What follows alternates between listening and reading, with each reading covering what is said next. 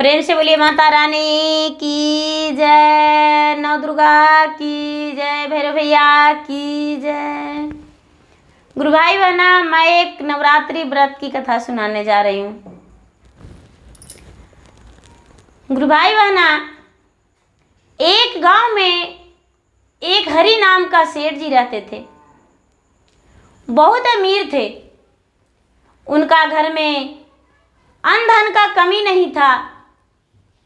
उनके शहर बाजार में कई ऊंचे ऊंचे मकान थे और उनका परिवार बहुत छोटा था।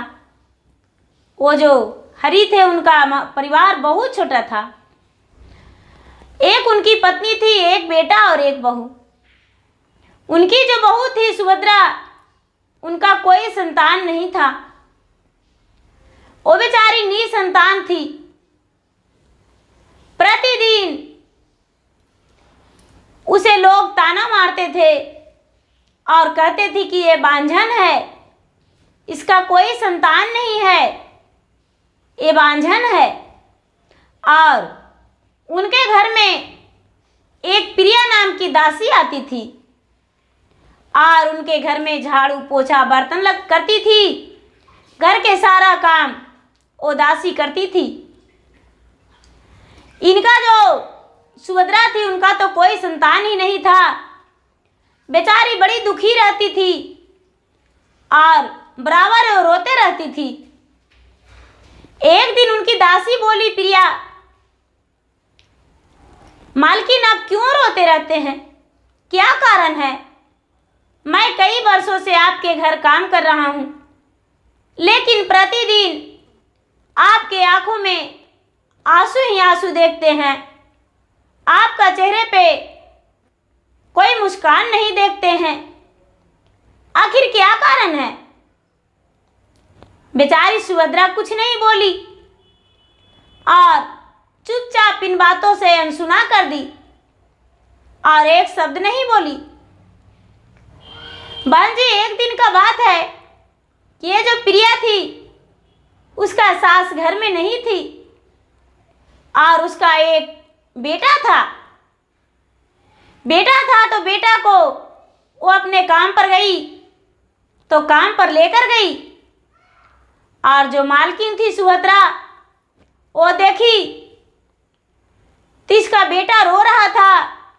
प्रिया का बेटा ये बिठाकर और काम कर रही थी और बेटा रोने लगा, बच्चा रोने लगा तो बेचारी सुभद्रा झट से गोद में उठाकर और उसे प्यार देने लगी, उनका गाल को चूमने लगी और उनका शरीर में जो धूल लग गया था अपने आंचल से पोंछने लगी।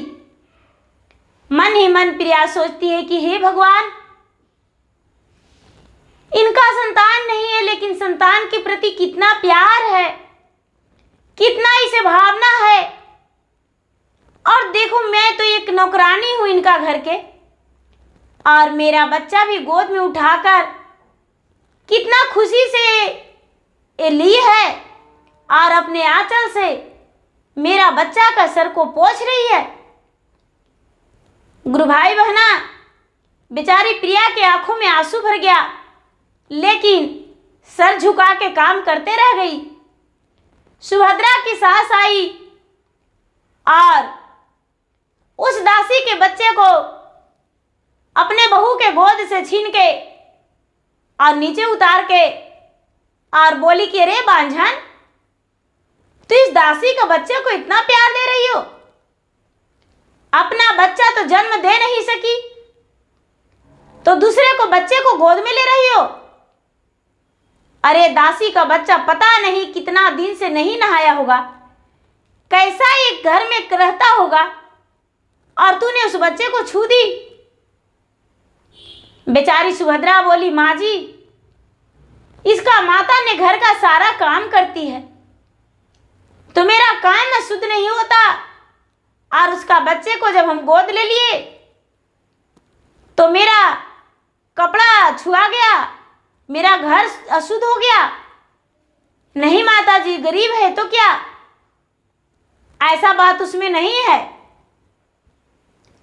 गुरु भाई बहना उसका साथ जब भी कुछ बात में अपने बहू को दो हाथ धर दिया करती थी बांझ समझ के, उसका पति भी नहीं समझते थे। एक दिन गांव का लोग बोले उनका सास को और ससुर को कि जानते हैं, आज एक पीपल के वृक्ष के पास कई दिनों से एक बाबा बैठते हैं, बड़े अच्छे बाबा हैं, महात्मा जी हैं, और जिसका जो कह देते हैं वो हो जाता है। कुटिया बना के वहीं रहते हैं। क्या आप अपने बहू को लेकर वहां पहुंच जा सकते हैं? इसकी सुभद्रा की सास बोली, हाँ हाँ क्यों नहीं। सुभद्रा की सास ने अपने बहू को लेकर गई ढोंगी बाबा के पास, और ढोंगी बाबा वहां बैठे थे। इससे बोले, क्या तुम्हें संतान नहीं है? बेचारी सुभद्रा आंखों में आंसू लेकर बोली, हाँ बाबा, मुझे संतान नहीं है। और कुटिया के अंदर ले गए बाबा, और कुटिया के अंदर ले जाकर और कहने लगे कि तुम्हें 21 दिन लगातार मेरा कुटिया में आना होगा, शाम का समय में, आज सवेरे जाओगी। लेकिन ये सुभद्रा कहती है कि बाबा किस लिए? तो मैं तुम्हें जड़ी पिलाऊंगी। बेचारी बोली, ठीक है बाबा, क्यों ना आज से ही शुरू कर दे। बोले कि ठीक है, सास को बोलो कि वो चली जा। बोले, नहीं बाबा, मेरे सास द्वार पे बैठ के इंतजार कर लेंगे, आप जो भी जड़ी पिलाएंगे वो जड़ी मुझे पिला दीजिए।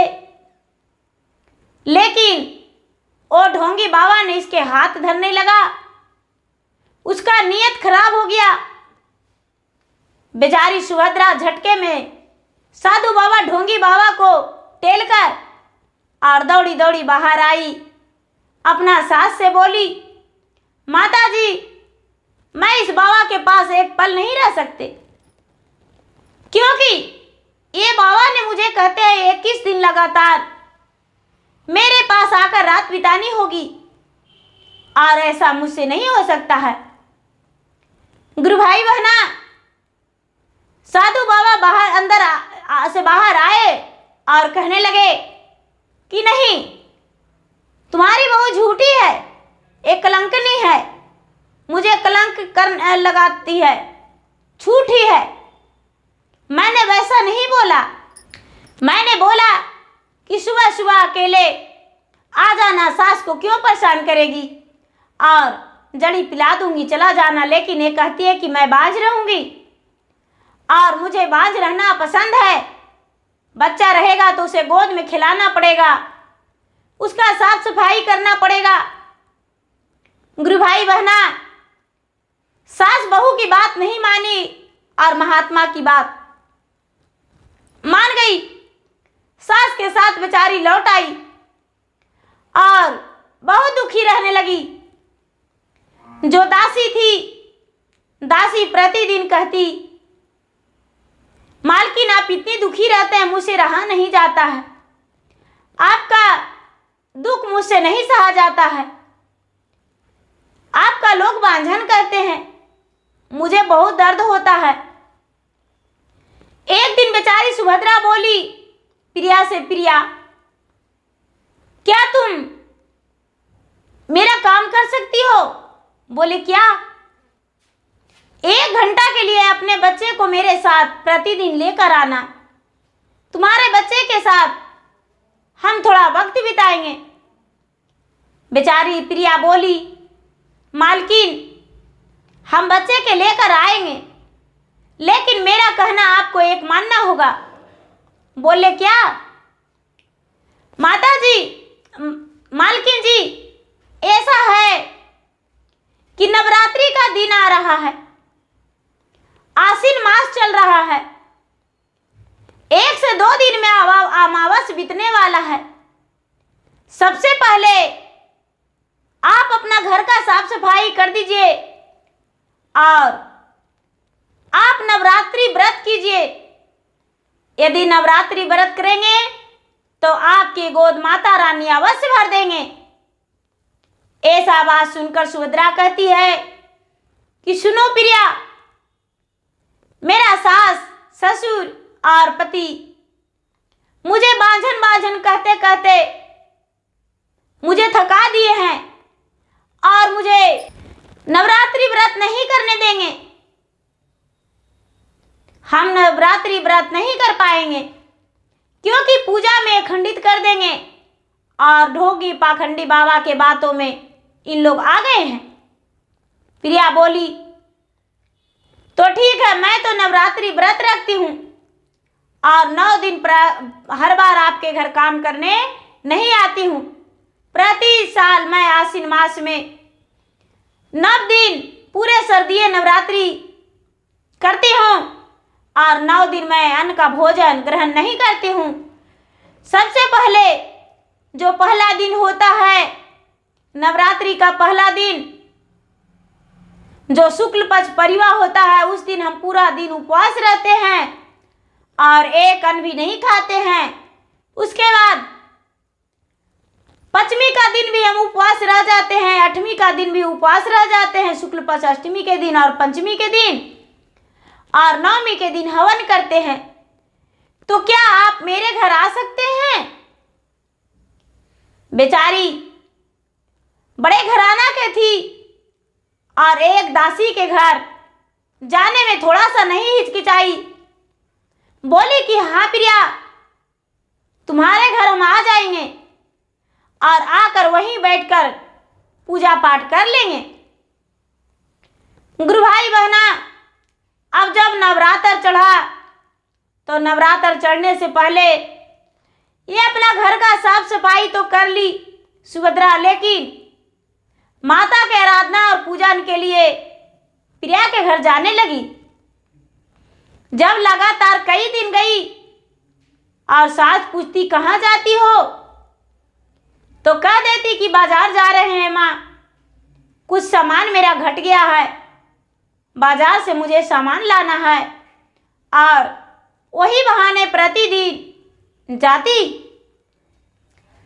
गुरु भाई बहना, एक दिन उसी पाखंडी बाबा के पास गए इन्होंने और जाकर बोले, तो ने बोला कि अरे तुम्हारी जो बहू है उस रोड पे सड़क पे बाजार में नाच दिखाने जाती है, मैं तो उसे नाच दिखाते देखा हूं।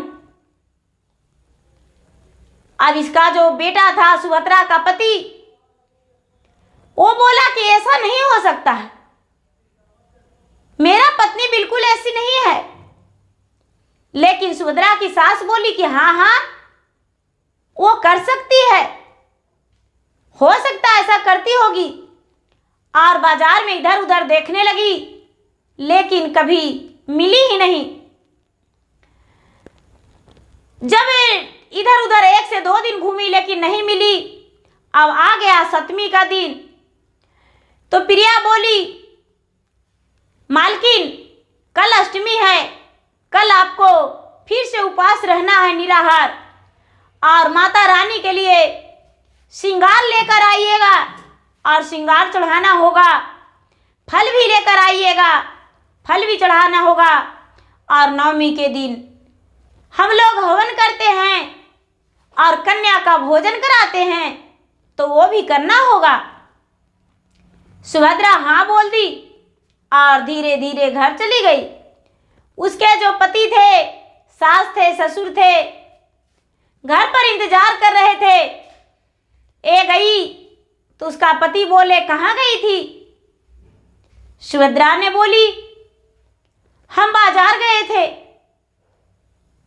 इन्होंने बोले नहीं नहीं, तू कोई गलत काम करने जाती हो, और एक कमरा में बंद कर दी। एक कमरा में बंद कर दिए उसका पति हाथ पकड़ के और कुंडी लगा दिए। बेचारी चिल्लाती रही, रात भर तड़पती रही, लेकिन कोई मदद के लिए नहीं आए और उसका दरवाजा नहीं खोले। भूखे प्यासे सुभद्रा बिल्कुल रात पूरा रोती रही। सवेरा हुआ तो माता रानी को आराधना करने लगी। के रूप धारण करके और इसका दरवाजा खोल दिए और हाथ पकड़ के लेकर चले गए और कहने लगे, दीदी आपको तो प्रिया बुला रही थी और चलो, उन्होंने तो पूरा पूजा की तैयारी कर रखी है। बेचारी सुभद्रा बोली, क्या करूं, मेरे पास तो पूजा का सामग्री भी नहीं है, कैसे मुंह दिखाऊं। बच्ची बोली, चलो प्रिया के पास सब कुछ है, उसी का सामग्री से पूजा कर लेना। और इन्होंने गई और जाकर पूजा करने लगी और माता रानी के ध्यान में लग गई। पूरा दिन हाथ जोड़ के बैठी रही। जब शाम हुआ तो इसका पति और सास और जो ससुर थे सब खोजते खोजते चले गए उसके पास। जाकर खोजते खोजते उसके पास चले गए और देखे कि अरे ये तो पूजन कर रही है।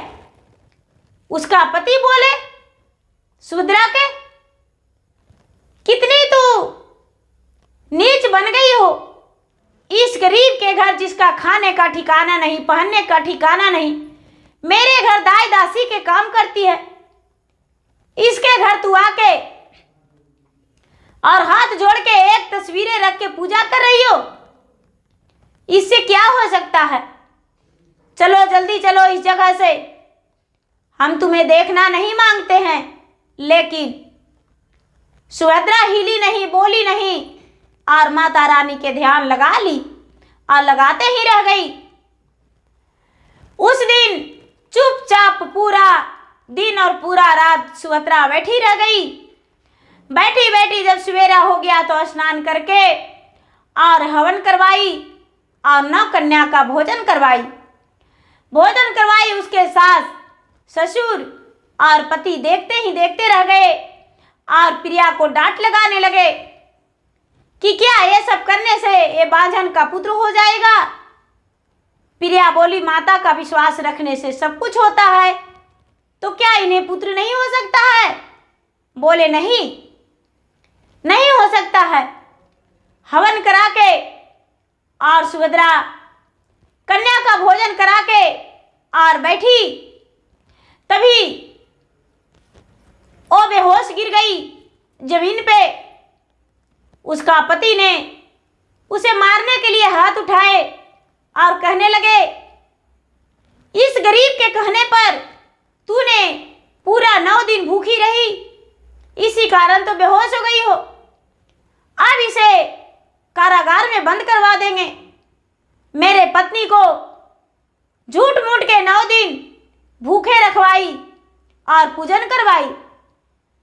बेचारी प्रिया दौड़ी दौड़ी डॉक्टर के पास गई और डॉक्टर को बुलाकर लाई। डॉक्टर ने उसके हाथ धरे तो कहने लगे कि आपका सेठ जी जो बहू है वो गर्भवती है, आपका बधाई हो, आप तो दादा दादी बनने वाले हैं। ऐसा बात सुनकर सेठ जी बड़े प्रसन्न हो गए और कहने लगे कि जिस घर में प्रिया जैसी नौकरानी हो उस घर में भला क्या चीज का कमी हो सकता है। और बेटी, मैं अपने बेटी का समान तुम्हें मानता हूं। मैंने बरसों से तुमसे काम करवाया, बरसों से काम करवा रहा था और अपने घर का नौकरानी मान रहा था, लेकिन जैसे मेरा बहू है उसी तरह तू मेरे घर की एक बेटी हो और बेटी का समान तुम्हें मान्यता देंगे। मेरे घर तू प्रतिदिन आना और तेरा खर्चा पूरा हम उठाएंगे। तू प्रतिदिन दासी बन के आती थी, लेकिन आज उस घर की बेटी बन के आएगी। मेरे बहू का तूने ज्ञान दिया और मेरे बहू नवरात्रि व्रत की। गुरु भाई बहना जब धीरे धीरे प्रतिदिन बेचारी प्रिया जाती और जैसे दासी बन के काम कर रही थी उसी तरह सुभद्रा की देख रेख में लग गई और दासी बन के उनका काम संभालती। 9वां महीना के बाद सुभद्रा के उदर से एक सुंदर पुत्र जन्म लिया और वो भी पुत्रवान हो गई। माता रानी के कृपा से वो पुत्रवान हो गई और गरीब के घर जाके नवरात्रि व्रत की। कितना हो उसके सास ससुर सारा परिवार बोले, लेकिन किन्हीं का बात ये बुरा नहीं मानी और नवरात्रि व्रत अपना पूरा की और माता रानी ने इसका गोद भर दिए। जब इसका माता रानी ने गोद भर दिए तो सारा लोग प्रिया को जय जयकार करने लगे कि प्रिया एक कितनी अच्छी है कि सुभद्रा को पूजा करने को बोली नवरात्रि व्रत, और ये नवरात्रि व्रत की तो इसका गोद भर गया। और दोनों जैसे एक सगी सहेली रहती है उस तरह रहने लगे और अच्छी तरह से रहने लगे। सुभद्रा के सास ससुर पति बहुत प्यार देने लगे प्रिया के भी और सुभद्रा के भी, और उनका बच्चे का अपना बच्चा की तरह मानने लगे। जिन्हें छूने नहीं देते थे उसे गोद उठाने लगे और प्रेम करने लगे। तो गुरु भाई बहना, जैसे भगवान माता रानी नौ देवी सुभद्रा पे दया किए और उनका सुनी गोद भर दिए, उसी तरह मैं प्रार्थना करती हूँ कि जो भी आस लगाए बैठे हैं उनका खुशियाँ माता रानी पूरा करे। धन्यवाद।